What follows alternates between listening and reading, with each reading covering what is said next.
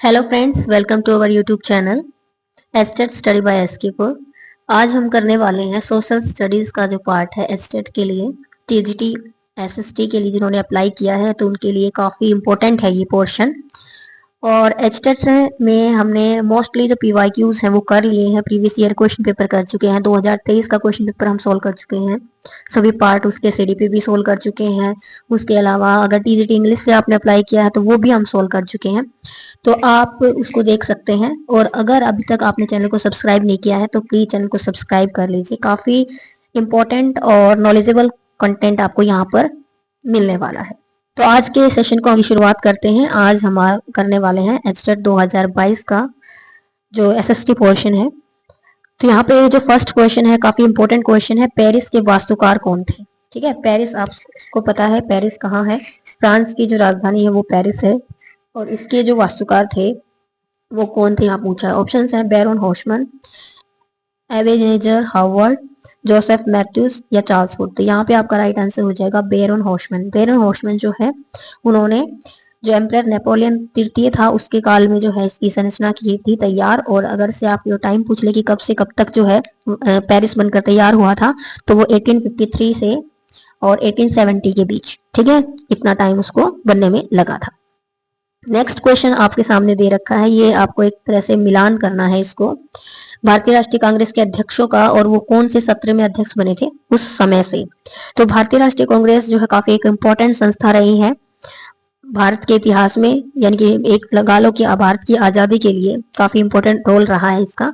इसकी जो स्थापना हुई थी वो 1885 में हुई थी, और इसके जो संस्थापक थे वो एक जनरल ब्रिटिश थे जिसका नाम था A.O. ह्यूम, यानी कि एलेन ऑक्टेवियन ह्यूम।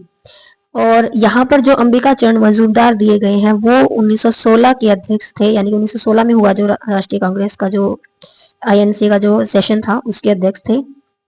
दादा भाई नौरोजी जो हैं, दादा भाई नौरोजी ने जो अध्यक्षता की थी वो की थी 1906 में, ठीक है। 1906 के अलावा 1886, ठीक है, और 1906, 1886 और 1906 की जो सेशन है उनकी भी अध्यक्षता कर चुके हैं। उसके अलावा जो दादा भाई नौरोजी वे प्रथम मुस्लिम अध्यक्ष थे भारतीय राष्ट्रीय कांग्रेस के। तो ये चीजें भी आपको याद रखनी है। नेक्स्ट है महात्मा गांधी। महात्मा गांधी जी ने जो अध्यक्षता की थी वो की थी 1924 में, ठीक है। और ये पहली बार ही था और जब महात्मा गांधी ने 1924 में आईएनसी की अध्यक्षता की थी। एक ही सेशन है जो महात्मा गांधी ने अध्यक्षता में जो संपन्न हुआ था। फिर श्रीमती सरोजिनी नायडू। श्रीमती सरोजिनी नायडू ने जो भारतीय राष्ट्रीय कांग्रेस की जो अध्यक्षता की थी वो की थी 1925 में, ठीक है। और ये पहली भारतीय महिला थी जिन्होंने आईएनसी की अध्यक्षता की थी। इसके अलावा जो अगर प्रथम महिला की बात करें, भारतीय महिला नहीं प्रथम महिला की बात करें, तो एनी बेसेंट थी जिन्होंने आईएनसी की अध्यक्षता की थी। तो इसके अकॉर्डिंग जो आपका आंसर हो जाएगा वो हो जाएगा ऑप्शन नंबर 2। तो मेरा इफेक्ट आपको समझ में आ रहे होंगे। अगर आपको वीडियो अच्छी लग रही है तो वीडियो को लाइक करते चले। नेक्स्ट क्वेश्चन पे चलते हैं। नेक्स्ट क्वेश्चन है delta C upon delta Y व्यक्त करता है। यहाँ पे डेल्टा सी जो है वो किसके लिए स्टैंड करता है? डेल्टा सी जो होता है चेंज इन कंजप्शन, ठीक है, जो कंज्यूम किया जाता है, खाया जाता है खाना, जो मतलब इस तरह से उपभोक्ता के द्वारा। उसके बाद डेल्टा वाई जो है वो चेंज इन इनकम, ठीक है। आपसे ये भी पूछा सकता है कि डेल्टा सी क्या है, डेल्टा वाई क्या है। डेल्टा जो सी है वो चेंज इन कंजप्शन है और डेल्टा वाई जो है चेंज इन इनकम है। फिर आपसे पूछा है कि ये व्यक्त क्या करता है, किसके लिए स्टैंड है, तो ये है एमपीसी के लिए। ऑप्शन नंबर 1 जो है वो आपका आंसर हो जाएगा। एमपीसी क्या है? मार्जिनल प्रोपेंसिटी टू कंज्यूम है, ठीक है, जो कंज्यूम किया जाता है उसकी मार्जिनल प्रोपेंसिटी होती है ये। उसके अलावा एपीसी के बारे में भी जान लीजिए। एपीसी क्या है? एवरेज प्रोपेंसिटी टू कंज्यूम, ठीक है, यानी कि वहां पे थी मार्जिनल प्रोपेंसिटी टू कंज्यूम और एबीसी होती है एवरेज प्रोपेंसिटी टू कंज्यूम। उसके बाद एमपीसी की एमपीएस की बात करें, एमपीएस होता है to save, marginal propensity to save, ठीक है। और एसवाई हो जाएगा saving income, saving upon income, ठीक है। एपीएस क्या होगा? सेविंग अपॉन इनकम होता है। तो ये चीजें भी आपको याद रखनी है। नेक्स्ट क्वेश्चन है सूची यहाँ पर भी आपको एक तरह से मिलान चिन्ह बनाना है, आपको मिलाना है इनको। आंदोलन के नाम दिए गए हैं और आंदोलन के नेता। तो ये जो आंदोलन है काफी बार पूछे जाते हैं, कभी मिलान के रूप में, कभी वैसे सिंगल क्वेश्चन आ जाएगा। तो आपको यहाँ से 4 क्वेश्चन बन जाएंगे, आपको अच्छे से याद हो जाने चाहिए। पहला है सत्यशोधक। सत्यशोधक जो आंदोलन था वो ज्योतिराव फूले के द्वारा ही जो है लीडरशिप की गई थी, नेता उनके वही थे। आत्मसम्मान आंदोलन ईवी जो है रामास्वामी नायर है। उसके बाद राजमुंदरी सोशल रिफॉर्म जो एसोसिएशन है उसके वीरेशलिंगम पंतलु, नामधारी राम सिंह। तो वैसे ये चारों ऑप्शन एक दूसरे के साथ बिल्कुल सही मैच है, तो इसके अकॉर्डिंग आपका आंसर हो जाएगा ऑप्शन नंबर 1। इसके अलावा एक और महत्वपूर्ण जानकारी मैं आपको दे दूं, कई बार ये क्वेश्चन में देखा जा चुका है कि ईवी रामास्वामी नायकर यानी कि आत्मसम्मान आंदोलन जिन्होंने शुरू किया था, उनका जो एक और नाम है, एक और निकनेम है जिसको जाना जाता है पेरियार के नाम से। ठीक है, पेरियार के नाम से इनको जाना जाता है, किनको? ईवी रामास्वामी नायकर को। नेक्स्ट क्वेश्चन पे चलते हैं। नेक्स्ट क्वेश्चन है आपका, निम्नलिखित में से किस बाजार में फर्म कीमत प्राप्त करता होती है? ठीक है, जो फर्म होती है उसको कीमत मिलती है, ठीक है, वो खुद तय नहीं करती है बल्कि जो तय की गई कीमत है उसके अकॉर्डिंग वो काम करती है। तो इसका आंसर हो जाएगा ऑप्शन नंबर 3, पूर्ण प्रतियोगिता। ठीक है, परफेक्ट कंपटीशन में जो फर्म होती है वो कीमत प्राप्त करता होती है। नेक्स्ट क्वेश्चन पे चलते हैं। 1971 के लोकसभा चुनावों में कांग्रेस दल का चुनाव चिन्ह क्या था? तो 1971 क्यों इंपॉर्टेंट हो जाता है? ये इसलिए इंपॉर्टेंट हो जाता है क्योंकि 1969 में कांग्रेस जो है 2 गुटों में बट गई थी, कांग्रेस जो है आर और कांग्रेस ओ। तो जो कांग्रेस ओ है यानी कि जो ओल्ड कांग्रेस थी उसके पास जो है उसका 2 बैलों की जो जोड़ी है ये वाला सिंबल था, जबकि जो 1971 में जो दूसरी पार्टी थी जिन्होंने इलेक्शन लड़ा वो थी इंदिरा गांधी के लीडरशिप में, और उसका जो सिंबल था वो सिंबल था ऑप्शन नंबर 3, गाय बछड़ा। ठीक है, गाय बछड़ा। तो आपका आंसर हो जाएगा 1971 के लोकसभा चुनाव में जो कांग्रेस दल था उसका चुनाव चिन्ह था गाय बछड़ा। उससे पुराना जो था उसका वो याद रखना 2 बैलों की जोड़ी, 1971 से पहले। नेक्स्ट क्वेश्चन पे चलते हैं।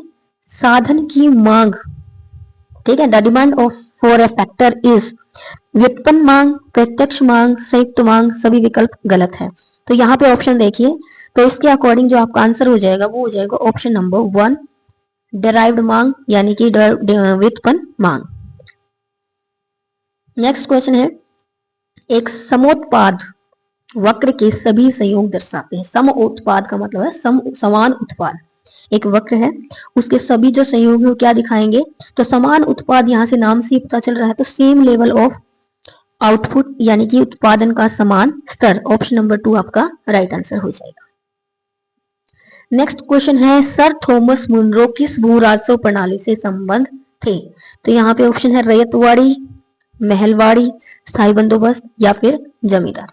तो यहाँ पे जो सर थॉमस मुनरो थे वो संबंधित थे रैयतवाड़ी प्रणाली से। ठीक है, ऑप्शन नंबर 1।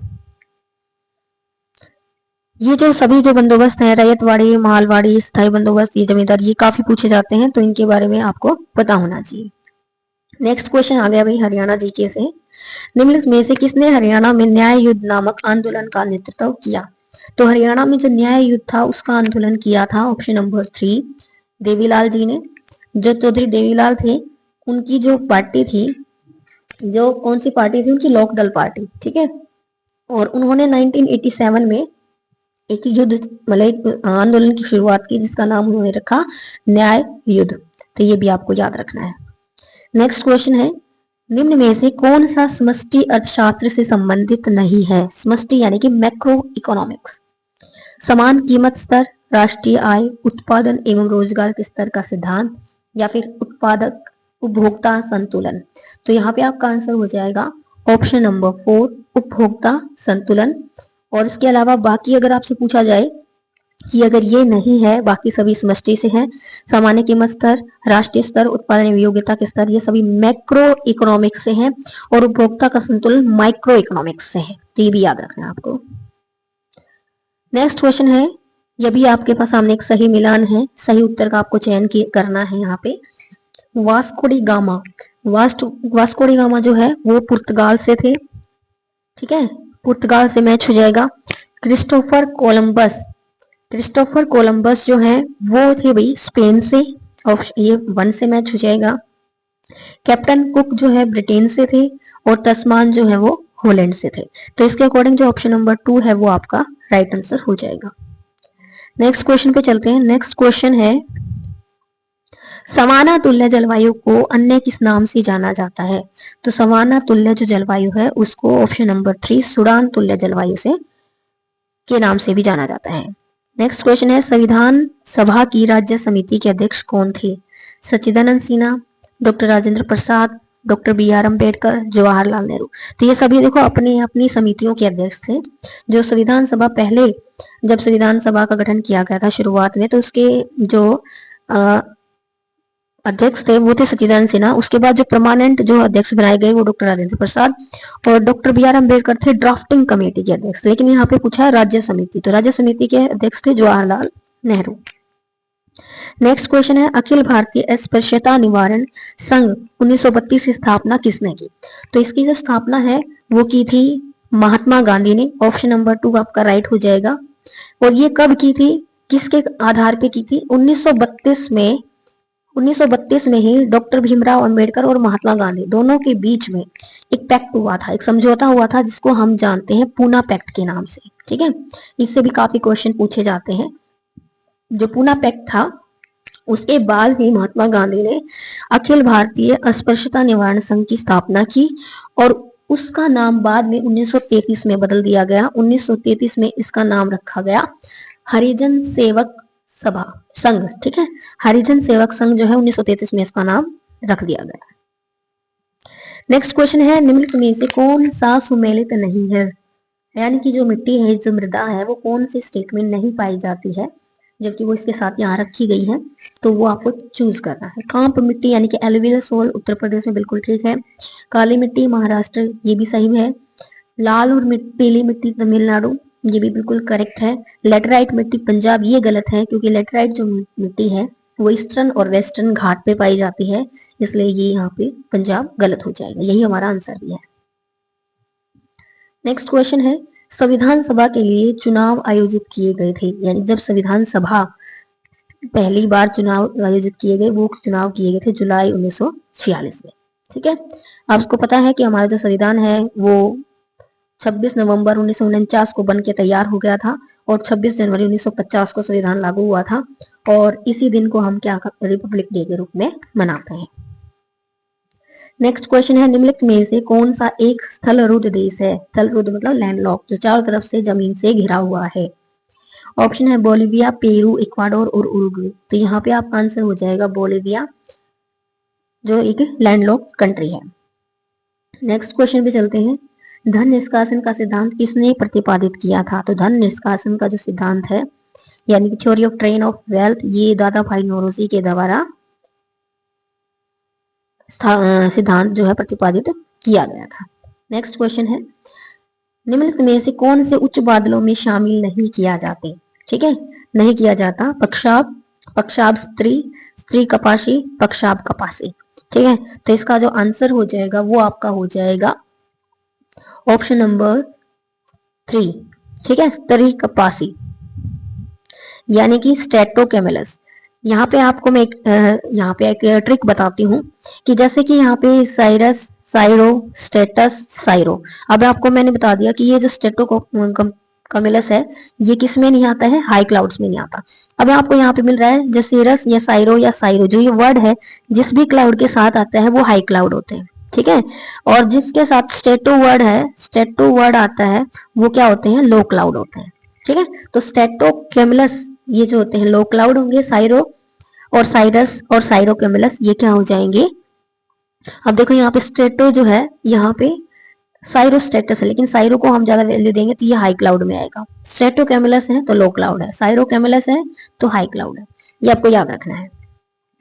नेक्स्ट क्वेश्चन है, लोक प्रहरी बनाम भारत संघ 2018 वाद जो है वो किससे संबंधित है? इच्छा मृत्यु से, निर्वाचन सुधारों से, कार्यस्थल पर यौन उत्पीड़न से या मृत्युदंड से? तो यहाँ पे आपका आंसर हो जाएगा ऑप्शन नंबर 2, निर्वाचन सुधारों से संबंधित है लोक प्रहरी बनाम भारत संघ। नेक्स्ट क्वेश्चन है 1928 में भारत के लिए संविधान की रूपरेखा तैयार करने वाली नेहरू समिति में कितने सदस्य थे?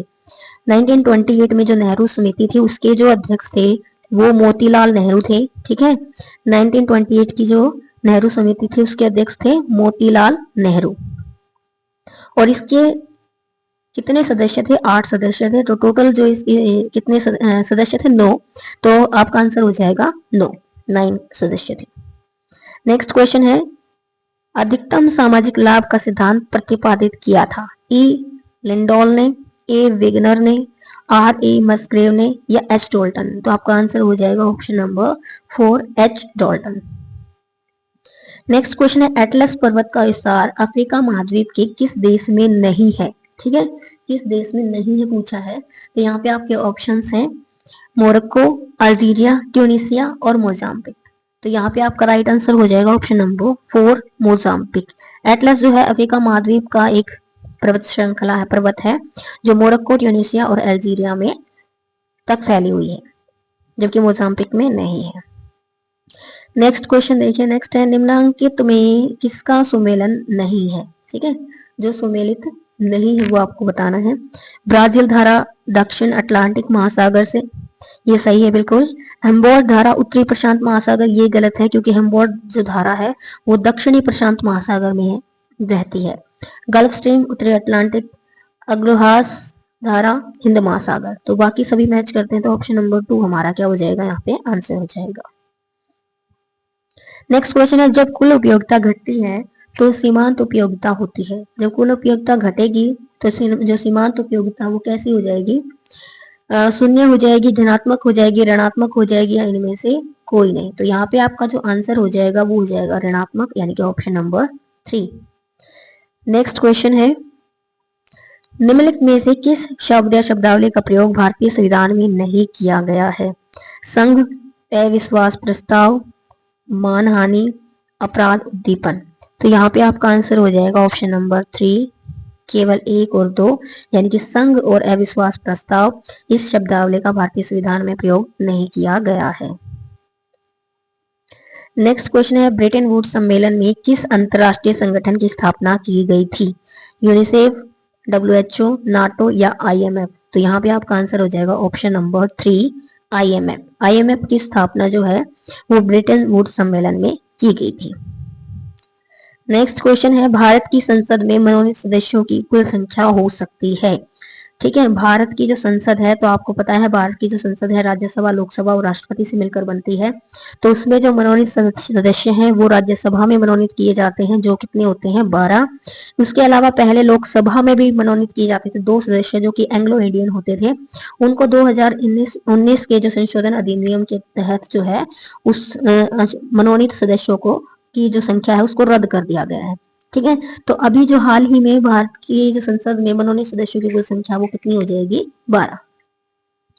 नेक्स्ट क्वेश्चन में चलते हैं व्यय योग्य आय, व्यक्तिगत आय में से बचत आय को घटा देते हैं, व्यक्तिगत आय में से व्यक्तिगत कर को घटाने के बाद GNP में से बचत या फिर उपभोग में से बचत।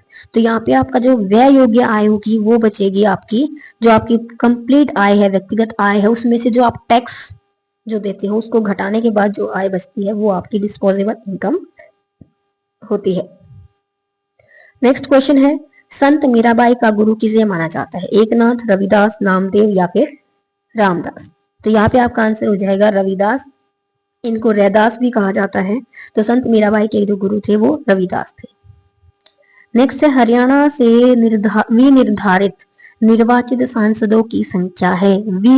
चुनाव के द्वारा जो है वो सांसद चुने जाते हैं। तो हरियाणा में जो विनिर्धारित जो सांसद हैं वो है 10।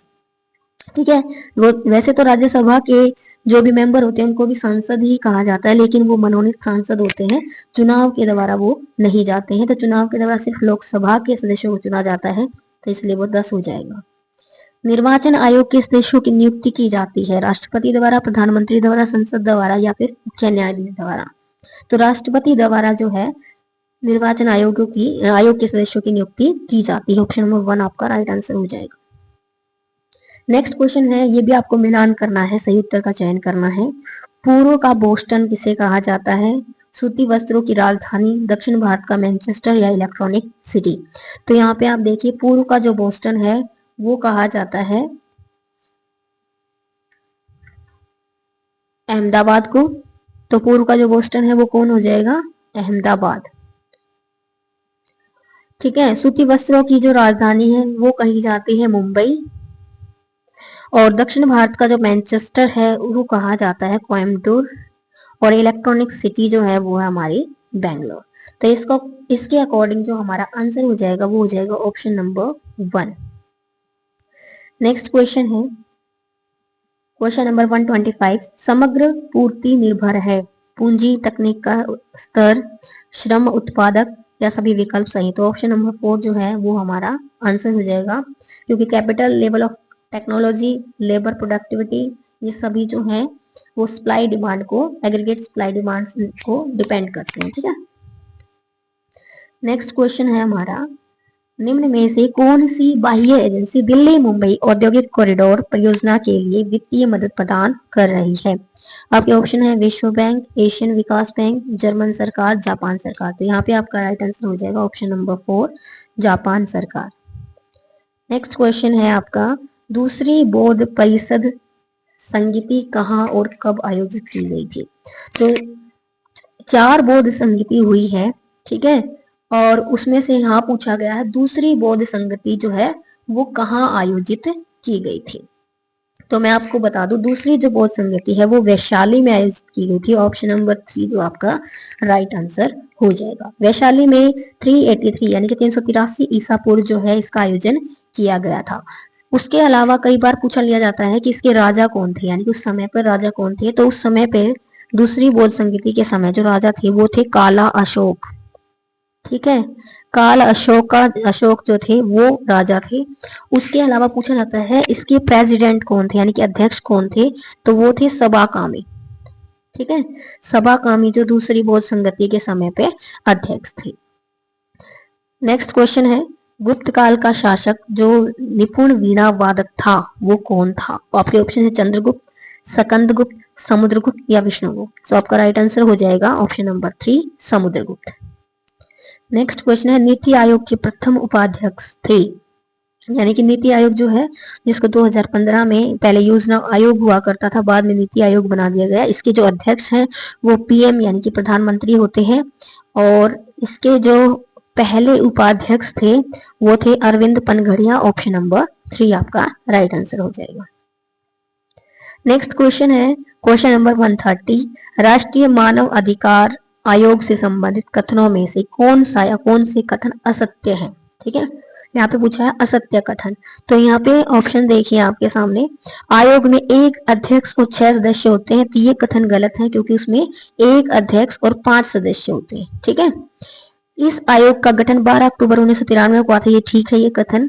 इस आयोग का गठन अक्टूबर 1991 के पेरिस सिद्धांतों के अनुरूप हुआ था, ये भी ठीक है। तो यहाँ पे जो गलत हमारा कथन है वो रह जाएगा सिर्फ ऑप्शन नंबर 1। तो यानी कि केवल 1 जो है वो कुट जो है आपका गलत है, तो यहाँ पे ये आपका आंसर हो जाएगा।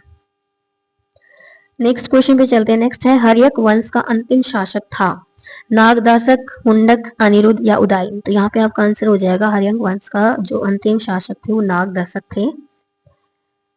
नेक्स्ट क्वेश्चन है, संसद के दोनों सदनों को संदेश भेजने के लिए राष्ट्रपति के अधिकार का उल्लेख किस में है? तो आपके सामने अनुच्छेद 84, अनुच्छेद 87 या अनुच्छेद 88(1) या अनुच्छेद 86(1). तो यहाँ पे आपका राइट आंसर हो जाएगा अनुच्छेद 86(1), यानी कि ऑप्शन नंबर 4। नेक्स्ट क्वेश्चन पे है, मेक इन इंडिया प्रोग्राम का संबंध है 30 उद्योग प्रति क्षेत्र या फिर 25 उद्योग प्रति क्षेत्र, 20 उद्योग प्रति क्षेत्र या फिर 15 उद्योग प्रति क्षेत्र। तो यहाँ पे आपका आंसर हो जाएगा ऑप्शन नंबर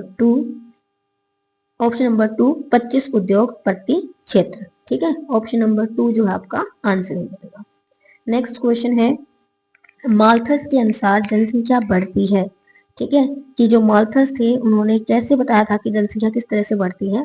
तो जो जनसंख्या बढ़ती है वो बढ़ती है गुणोत्तर दर से। ऑप्शन नंबर 1, सिमेट्रिकल प्रोग्रेशन से।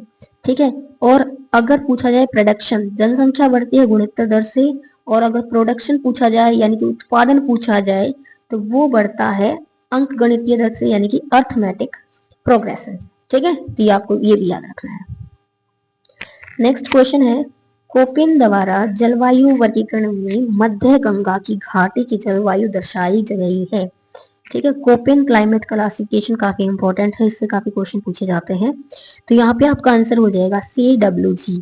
ठीक है, CWG द्वारा जो है इसका जलवायु दर्शाई जाती है। नेक्स्ट क्वेश्चन है, भारतीय संविधान का कौन सा अनुच्छेद द मैक्सिम नेमो डिबेट बिस वैक्सरी सिद्धांत से संबंधित है? अनुच्छेद 20(1), अनुच्छेद 20(2), अनुच्छेद 20(3) या अनुच्छेद 21? तो यहाँ पे आपका राइट आंसर हो जाएगा अनुच्छेद 20(2).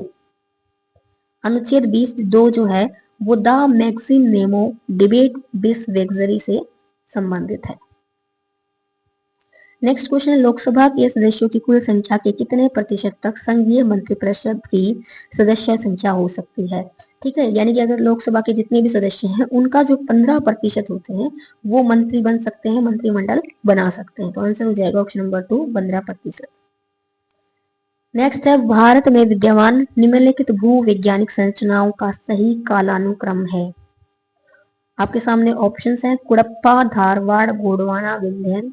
धारवाड़, कुड़प्पा, गोंडवाना, विंध्यन, या फिर विंध्यन, गोंडवाना, धारवाड़, कुड़प्पा, या फिर धारवाड़, कुड़प्पा, विंध्यन, गोंडवाना। तो आपका यहाँ पे आंसर हो जाएगा धारवाड़, कुड़प्पन, विंध्यन और गोंडवाना। ठीक है, यानी कि ऑप्शन नंबर जो 4 है वो आपका ऑप्शन नंबर 4 जो है वो आपका राइट आंसर हो जाएगा।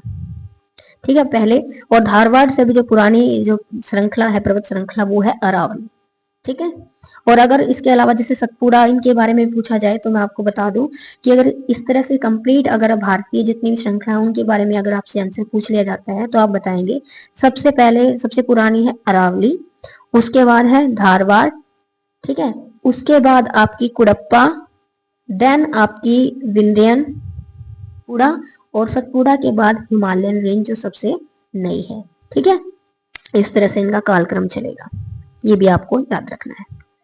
नेक्स्ट क्वेश्चन है, तालीकोट का युद्ध 1565 जो विजयनगर साम्राज्य एवं किसके मध्य लड़ा गया था? तो तालीकोट का जो युद्ध था वो गोलकुंडा, बीजापुर, अहमदनगर, उपरोक्त सभी। तो ऑप्शन नंबर 4 आपका राइट आंसर हो जाएगा, उपरोक्त सभी। नेक्स्ट क्वेश्चन पे चलते हैं, भारत छोड़ो आंदोलन के दौरान निम्नलिखित में से किन स्थानों पर राष्ट्रीय सरकार स्थापित की गई थी? ठीक है, कहां पर राष्ट्रीय सरकार जो स्थापित की गई थी? तो ऑप्शंस आपके तामलुक, सतारा, फैजपुर और बलिया। तो यहाँ पर जो फैजपुर है वहां पर स्थापित नहीं की गई थी, उसके अलावा तामलुक, सतारा और बलिया इन तीनों में स्थापित की गई थी। तो ये आप इसके अकॉर्डिंग आपका आंसर हो जाएगा ऑप्शन नंबर 1। ठीक है, ये आपका आंसर हो जाएगा। नेक्स्ट क्वेश्चन पे चलते हैं, नेक्स्ट है 141, दक्षिण भारत की महिला संत कराईकाल अम्मई किसकी भक्त थी? विष्णु, शिव, ब्रह्मा और कृष्ण। तो यहाँ पे आपका आंसर हो जाएगा Shiv, option number 2। Next question है, विश्व व्यापार संगठन की स्थापना हुई थी 1 जनवरी 1994, 1 जनवरी 1995 या फिर 1996 या 1997? तो यहाँ पे आपका राइट आंसर हो जाएगा ऑप्शन नंबर 2, 1 जनवरी 1995 को WTO यानी कि वर्ल्ड ट्रेड ऑर्गेनाइजेशन की स्थापना की गई थी। नेक्स्ट क्वेश्चन है, जर्मनी में मापक इकाई एले का उपयोग किसे मापने के लिए किया जाता है? तो जर्मनी में जो एले है उसको कपड़ा यानी कि वस्त्र मापन के लिए उपयोग किया जाता है। नेक्स्ट क्वेश्चन है, नीचे दिए गए विकल्पों में से सही उत्तर चुनिए। टिहरी बांध, टोस नदी, भाखड़ा बांध, भागीरथ नदी, लखवाड़ बांध, व्यास नदी और श्रीशैलम बांध, कृष्णा नदी। तो यहाँ पे जो सही उत्तर है वो ऑप्शन नंबर 4 हो गया, श्रीशैलम बांध, कृष्णा नदी। उसके अलावा बाकी ऑप्शन भी एक बार करेक्ट कर लीजिए। टिहरी बांध जो है वो भागीरथ नदी के ऊपर है। ठीक है, टिहरी जो है भागीरथ नदी के ऊपर बना हुआ है, और ये कहाँ पर बना हुआ है भागीरथी नदी के ऊपर? उत्तराखंड में। उसके बाद जो भाखड़ा बांध है, ठीक है, भाखड़ा बांध जो है वो सतलुज नदी, जो सतलुज नदी है उसके ऊपर बना हुआ है, और कहाँ बना हुआ है? पंजाब में और हिमाचल प्रदेश में। फिर है लखवाड़ बांध, लखवाड़ बांध जो है उत्तराखंड में ही यमुना नदी के ऊपर बना हुआ है। ठीक है, ये भी चीजें आपको याद रखनी है कि लखवाड़ बांध यमुना नदी, भाखड़ा बांध सतलुज और टिहरी बांध भागीरथी। नेक्स्ट क्वेश्चन पे चलते हैं। निम्न पर्वत शिखरों का ऊंचाई के घटते क्रम में सही अनुक्रम है। कंचनजंगा, गोडविन आस्टिन, नगा पर्वत, नंदा देवी। तो इसके अकॉर्डिंग जो आपका आंसर हो जाएगा, सबसे ऊंची है आपकी बी गोडविन आस्टिन, उसके बाद आपकी कंचनजंगा, फिर उसके बाद नगा पर्वत और फिर नंदा देवी। तो BACD यानी कि ऑप्शन नंबर 2 जो है आपका आंसर हो जाएगा यहाँ पे। नेक्स्ट क्वेश्चन पे चलते हैं। नेक्स्ट क्वेश्चन है आपका 146। काशीराम के नेतृत्व में बहुजन समाज पार्टी का गठन कब किया गया? जो काशीराम थे उनके नेतृत्व में जो बसपा यानी कि बहुजन समाज पार्टी जो है, इसका गठन 1984 में किया गया था। ऑप्शन नंबर 4 आपका राइट आंसर हो जाएगा। और वर्तमान में इसके लीडर कौन है? वो है मायावती जी। नेक्स्ट क्वेश्चन है। निम्न में से कौन सा क्षेत्र दामोदर कोयला क्षेत्रों के झरिया, रानीगंज, सिंगरौली और सुहागपुर। तो इनमें से कौन सा जो है वो अवस्थित है दामोदर घाटी में? तो इसके अकॉर्डिंग जो आपका आंसर हो जाएगा वो आंसर हो जाएगा आपका ऑप्शन नंबर 3 यानी कि ए और बी। झरिया और रानीगंज जो है दामोदर घाटी में अवस्थित है। नेक्स्ट क्वेश्चन है। स्वतंत्र भारत के प्रथम वित्त मंत्री थे RKS जेटली, CDS देशमुख, मोरारजी देसाई या HN बहुगुणा। तो यहाँ पे आपका राइट आंसर हो जाएगा RKS जेटली। ठीक है, RKS जेटली जो थे वो स्वतंत्र भारत के प्रथम जो है फाइनेंस मिनिस्टर थे। नेक्स्ट क्वेश्चन है। भारत में ज्वार शक्ति उत्पादन में अग्रणी तटीय क्षेत्र है। केरल, खंबात की खाड़ी, मन्नार की खाड़ी या उत्तरी सरकार तट। तो इसके अकॉर्डिंग आपका आंसर हो जाएगा ऑप्शन नंबर 2 खंबात की खाड़ी जो है। और ये खंबात की खाड़ी कहाँ पर है? ये गुजरात में है, जो ज्वार शक्ति उत्पादन में अग्रणी तटीय क्षेत्र है। नेक्स्ट क्वेश्चन है। निम्न में से कौन सा सुमेलित नहीं है? गंगा, घाघरा, टोंस और कीन। ये बिल्कुल ठीक है। चंबल, बनास, काली सिंध और क्षिप्रा। ये भी ठीक है। दामोदर, रिहंद, तुंगभद्रा और माजरा। ये गलत है, क्योंकि दामोदर नदी जो है उसकी जो सहायक नदियां हैं वो हैं बाराकार, कोनर, बोकारो, ठीक है, और जमुनिया। इसके अलावा काफी नदियां हैं। ब्रह्मपुत्र जो है, डिहबांग, लोहित और दियांग। ये बिल्कुल सही। तो यहाँ पे आपका आंसर जो सही नहीं है पूछा है वो ऑप्शन नंबर 3 हो जाएगा। काफी एक्सप्लेनेशन के साथ हमने सभी क्वेश्चंस किए हैं। आपको वीडियो पसंद आई होगी, और अगर वीडियो पसंद आई तो प्लीज वीडियो को लाइक भी करें और चैनल को सब्सक्राइब भी करें अगर आपने अभी तक सब्सक्राइब नहीं किया है, और शेयर करें ज्यादा से ज्यादा। Thanks for watching.